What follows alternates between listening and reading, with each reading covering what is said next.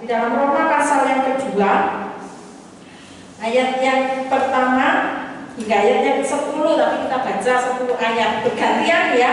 Saya membaca ayat yang ganjil, teman-teman membaca ayat yang genap.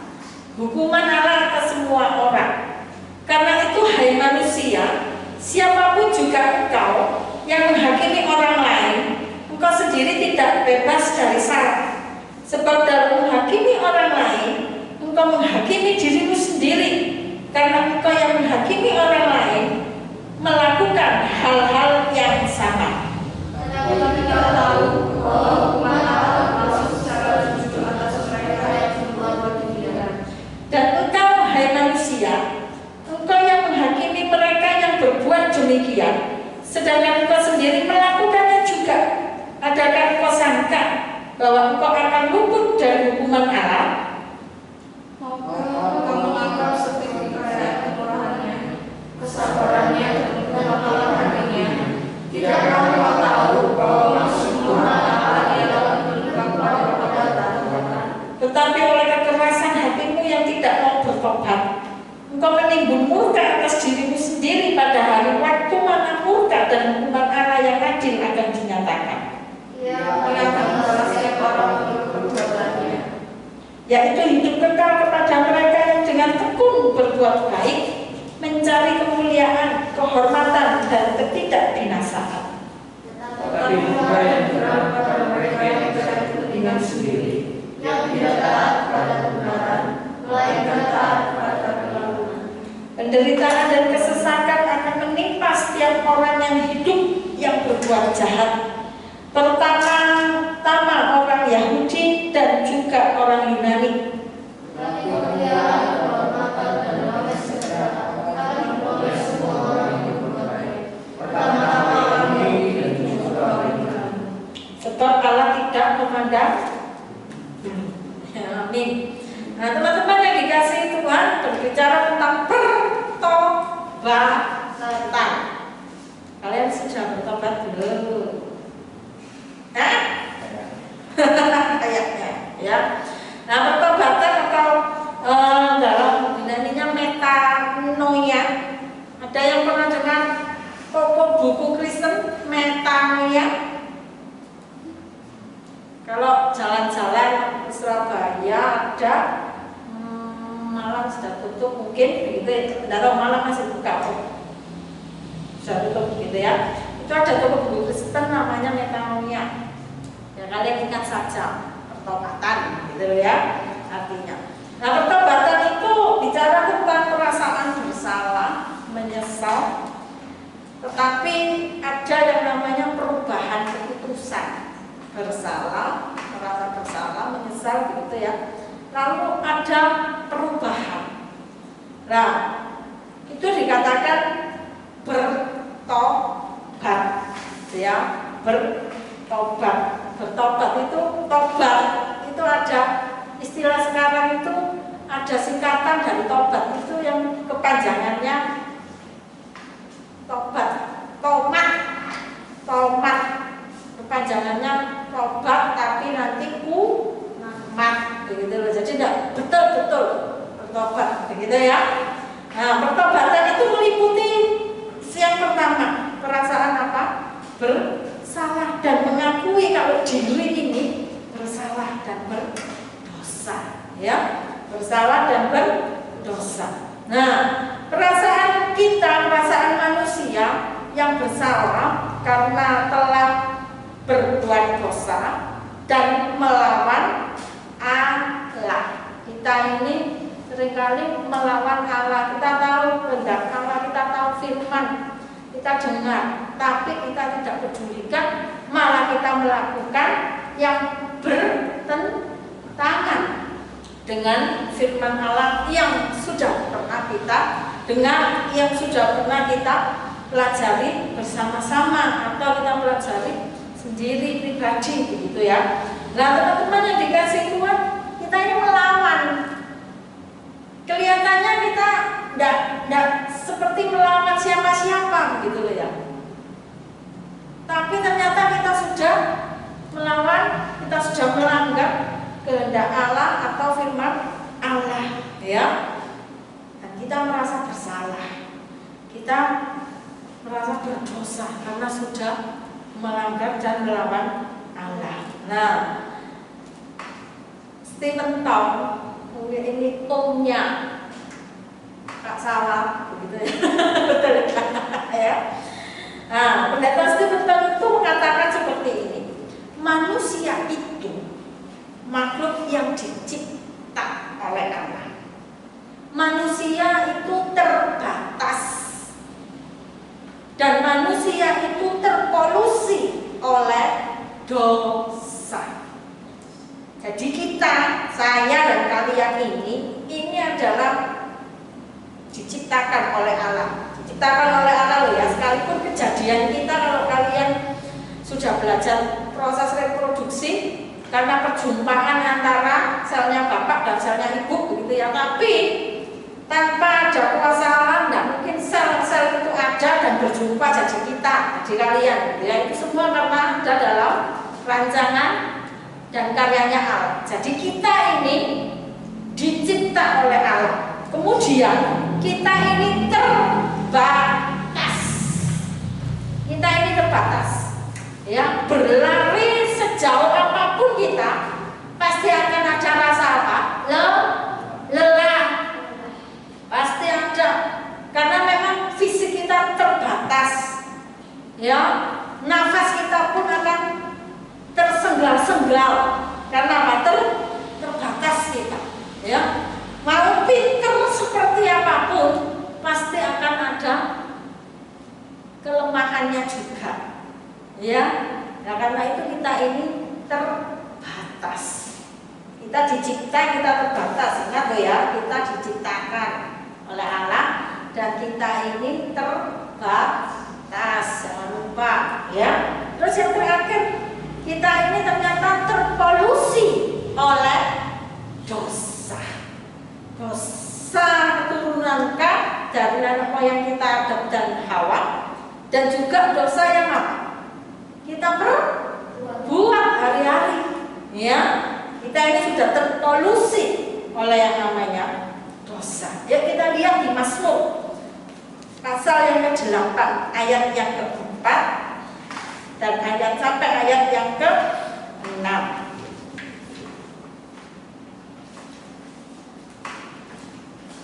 Mazmur pasal yang ke-8 ayat yang ke-4 hingga ayat yang ke-6. Firman Tuhan dituliskan seperti ini: jika aku melihat tanganmu buatan jarimu, bulan dan bintang-bintang yang kau tempatkan, apakah manusia sehingga engkau mengingatnya? Apakah anak manusia sehingga engkau mengindahkannya? Namun engkau telah membuatnya hampir sama seperti Allah dan telah memahkotainya dengan kemuliaan dan hormat. Engkau membuat dia berkuasa atas buatan tanganmu. Segala-galanya telah kau letakkan di bawah kakinya. Kambing domba dan lembu sapi sekalian, juga binatang-binatang di padang, burung-burung di udara dan ikan-ikan di laut dan apa yang melintasi arus lautan. Nah teman-teman yang dikasihi Tuhan, luar biasanya ya, Allah menciptakan kita, kalaupun kita ini terbatas. Pastor katakan, kalau aku melihat bulan dan bintang di langit, siapa sih manusia ini? Kecil kita ini ya. Tapi kita yang terbatas ini teman-teman, rekan-rekan, itu malah dikasih sebuah kepercayaan. Disebutkan di sana kemuliaan, kehormatan begitu ya. Untuk apa? Untuk dan atas semua ciptaan Allah. Bumi bersama dengan isinya. Kita terpelihara di dalamnya. Loh, luar biasa ya. Kemudian mari kita juga melihat dalam Mazmur 103. Mazmur 103 ayat yang ke-13 hingga ayat yang ke-18. Seperti Bapa sayang kepada anak-anaknya, demikian Tuhan sayang kepada orang-orang yang takut akan Dia. Sebab Dia sendiri tahu apa kita. Dia ingat bahwa kita ini apa? Debu. Adapun manusia hari-harinya seperti rumput, seperti bunga di padang, demikianlah ia berbunga. Apabila angin melintasinya, maka tidak ada lagi ia, dan tempatnya tidak mengenalnya lagi. Tetapi kasih setia Tuhan dari selama-lamanya sampai selama-lamanya atas orang-orang yang takut akan Dia, dan keadilannya bagi anak cucu, bagi orang-orang yang berpegang pada perjanjiannya dan yang ingat untuk melakukan titahnya.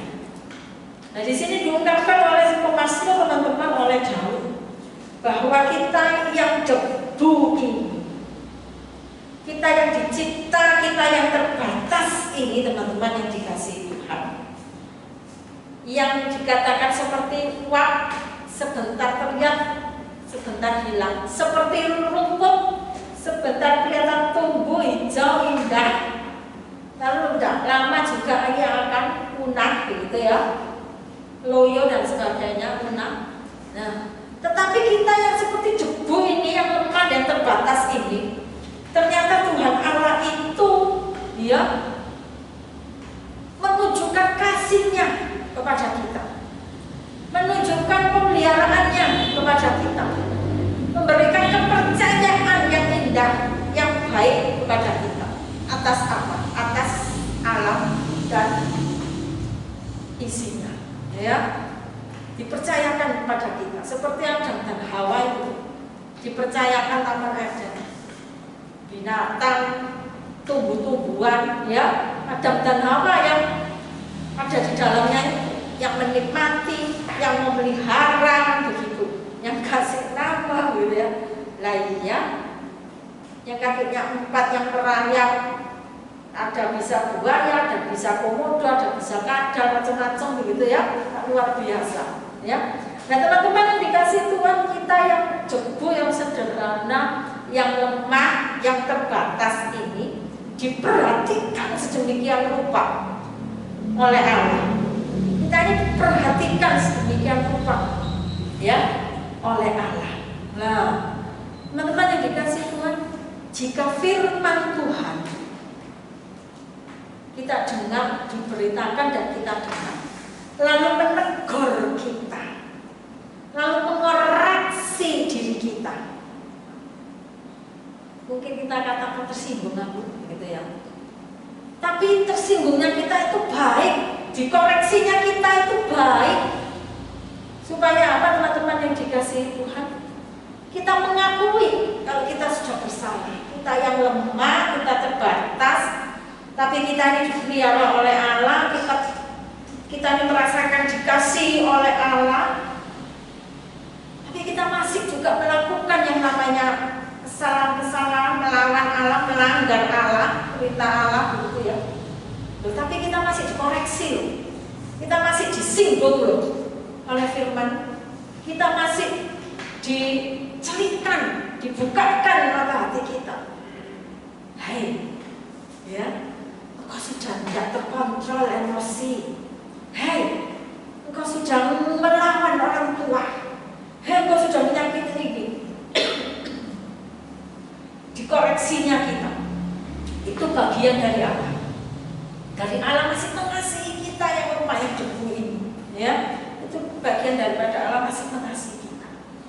Perasaan bersalah dan mengakui kalau kita sudah apa? Melawan Allah, kita sudah melanggar firman-Nya. Itu bagian dari apa? Pertobatan. Kalau kita tidak pernah merasakan rasa bersalah, kita tidak pernah mengakui kalau saya berbuat salah, saya sudah melanggar perintah Allah. Nah, hati-hati, hati kita mungkin mulai mengeras. Dan firman Tuhan yang kita dengar, yang kita baca, yang kita renungkan, ya, itu sekedar lewat dan tidak pernah, ya, dan tidak pernah. Sekalipun kita tahu saya tersinggung, saya terkoreksi dengan firman ini, tapi kita berusaha tidak peduli, ya, tidak peduli, tetap aku jalan dengan kemauanku sendiri, ya. adalah sudah terkoreksi oleh firman, tersinggung oleh firman, tapi kita tidak peduli, membenarkan diri sendiri. Ya, aku juga begini gitu ya. Aku melawan orang tua karena dia tidak bisa ngerti aku, karena dia terangkat begini gitu ya. Aku harus nyuri uang dari dompetnya bapakku karena aku tidak pernah dikasih, jajan karena aku begini. Artinya apa? Firman yang mengoreksi kita itu kita tolak gitu ya. Sudah, tidak usah mengoreksi lagi, gitu ya teman-teman yang dikasih Tuhan. Nah, apakah itu bagian daripada pertobatan? Kemudian yang kedua, ada perasaan dan sikap menyesal. Berbahagialah kita kalau kita setelah menyakiti hati orang tua dengan perkataan pedas kita, lalu kita masuk kamar, kita diam dan ada perasaan menyesal. Berbahagialah kita. Paling tidak Tuhan masih negor, masih koreksi kita, masih kasih kesempatan untuk bertobat dan tidak mengulangi itu lagi. Sekalipun kadang emosi tidak terkontrol. Ketika kita menghadapi orang tua yang ketika kita menghadapi teman yang susah, kadang emosi tidak terkontrol. Tapi kita ini menyesal karena sudah berbuat demikian. Ya, jadi bagian dari pertobatan merasa bersalah dan mengakui kalau aku memang salah. Ya, kemudian yang kedua menyesal karena sudah melakukan perbuatan. Dan yang ketiga ini adalah mau apa? Berubah, ya, mau berubah, bukan sekedar berubah di mulut saja, bukan sekedar janji-janji di mulut saja, perkataan-perkataan di mulut saja. Ya, aku berubah, gitu ya. Tetapi perubahan itu nampak dalam segala tindak atau laku sikap kita. Perubahan itu tampak dari perilaku kita, ya, dari hati kita, dari pikiran kita, dan nanti itu muncul melalui apa? Perkataan kita, tindakan kita, sikap kita, tingkah laku, dan perbuatan kita. Kalau dikatakan perubahan apa? Perubahan yang total, betul. Perubahan yang total, ya, perubahan yang total. Sebelumnya isinya ini curiga terus, ya, curiga terus sama temannya. Dia ini begini, curiga terus sama temannya. Karena curiga, maka dia tidak mau dekat dengan temannya itu. Lah, sikapnya menjauh, toh. Kemudian dalam pikirannya muncul maksud apa? Untuk mengabarkan hoax tentang temannya itu yang selalu dicurigai. Oh, Kevin itu begini, gitu ya.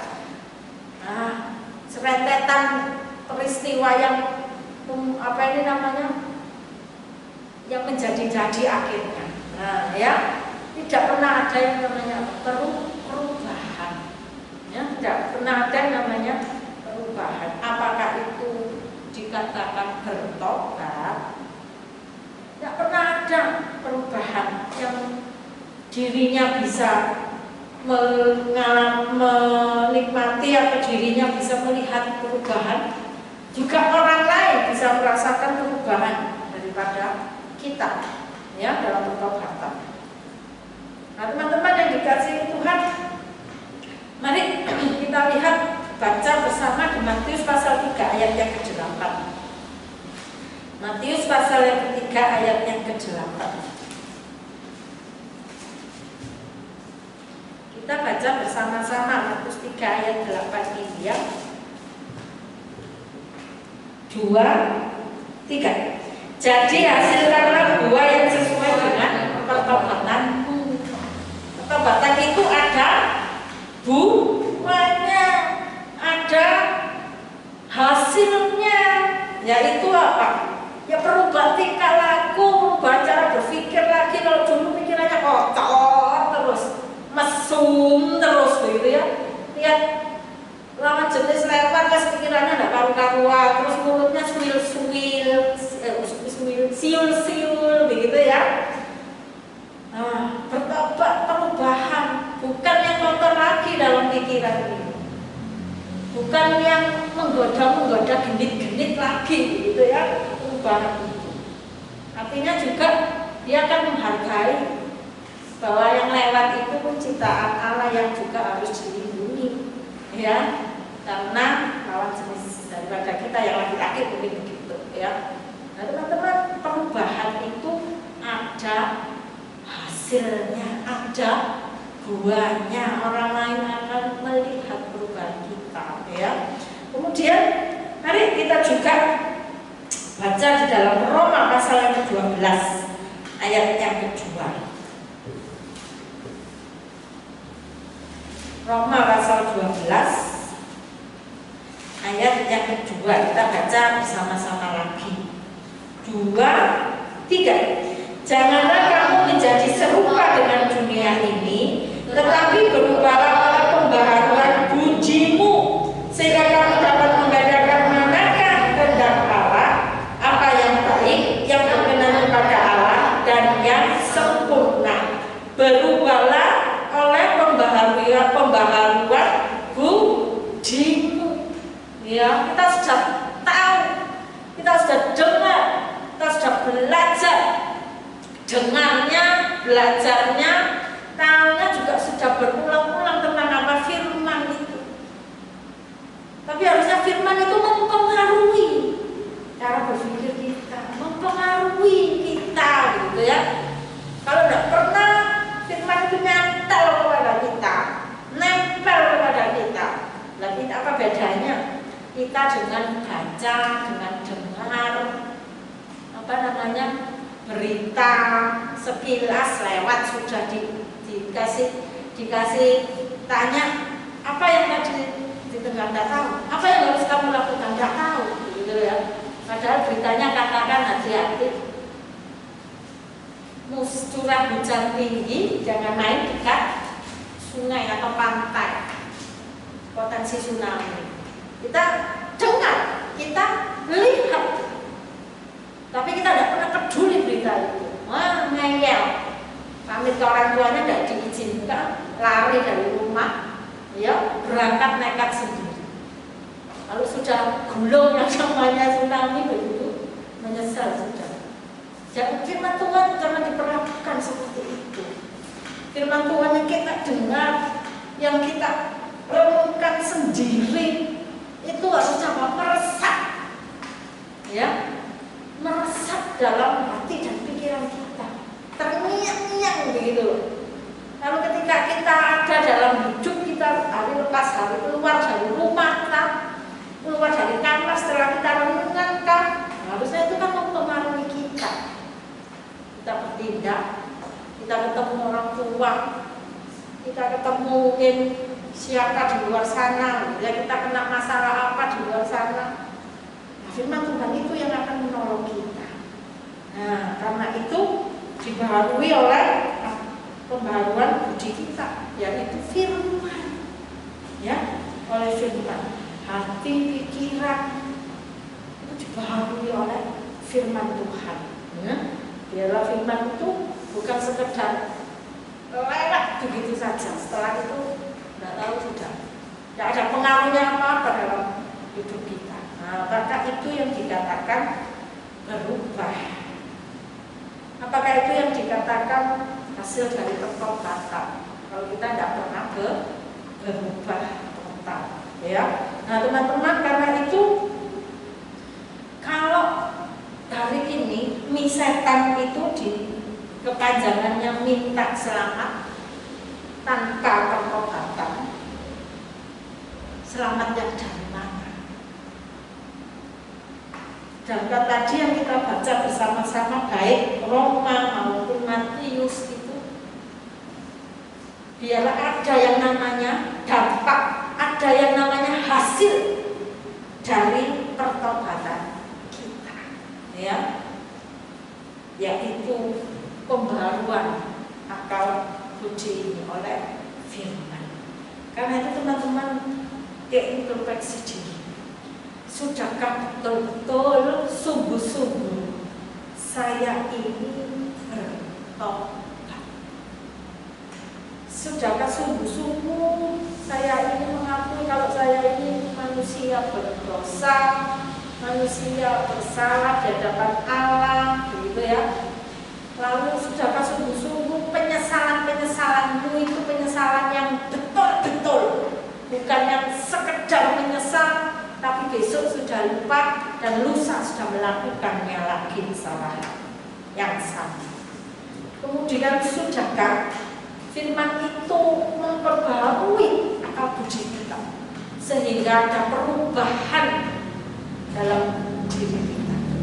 Sekalipun dalam perubahan itu kita berjuang mati-matian, godaannya berat untuk nahan tidak berkata kotor. Itu kadang masih keceplosan Tuhan, ya. Godaannya berat untuk nahan, untuk tidak berpikiran yang jorok-jorok. Godaannya besar, berat Tuhan, gitu ya. Tapi kita mau berusaha untuk kita berubah dan berubah, ya. Ada saja. Saya sudah tidak mau pegang, saya sudah tidak mau buka konten-konten porno, gitu ya. Tapi temanku malah ngajak, tak tutupi separuh, gitu ya. Yang satu ditutup, yang satu masih dibuka makanya. Godaannya banyak, ya. Nah, ini teman-teman yang dikasih Tuhan, kalau mau selamat